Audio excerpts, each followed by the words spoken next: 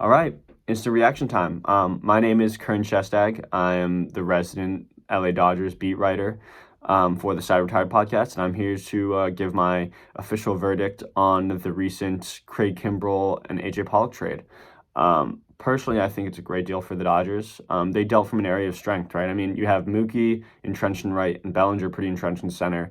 And then you had Pollock and Gavin Lux and Chris Taylor, all capable of playing that left field spot. I think Chris Taylor will probably take the overall everyday role, and Gavin Lux will probably see more time at second base.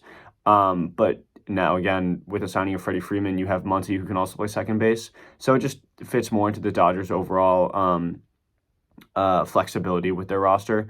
Pollock was not needed. I mean, he's an aging. He definitely was quite a boost to the Dodgers lineup last year, but if you look at the weapons we have 1 through 9 through our lineup, he was more of a luxury than a necessity. So being able to deal him, especially as he ages, and get back a guy who can be as dominant as Kimbrel is a huge win in my books. You look at the Dodgers bullpen. Kimbrel may or may not slide right into the ninth inning closer roles. Before the trade, a few days, maybe even a week or two ago, Dave Roberts came out and said that rather than appoint an official closer to handle the ninth inning, he would approach it with a more rotational committee approach. He likes Blake Trinan in that quote-unquote fireman's role, where at any point in a game, he'll be called upon to navigate the most formidable part of the opposing lineup. But Kimbrel in there adds a whole lot of weapons. You have up and coming Alex Vesia. You have Tommy Kahnle coming back from injury. You have Brusdar Graterol, who can throw 101 with ease. Danny Duffy and Daniel Hudson were both just signed. They'll probably come out of the pen. Well, Daniel Hudson definitely will. Probably for Danny Duffy as well. The list of weapons is pretty fierce. If Phil Beckford can repeat what he did last year, that's a huge strength as well. And really the only question mark is what Craig Kimbrel are we going to get? If we get the guy who had a .49 ERA in the first half of last year's season, I think our bullpen quite easily could be a top 5 in MLB this year.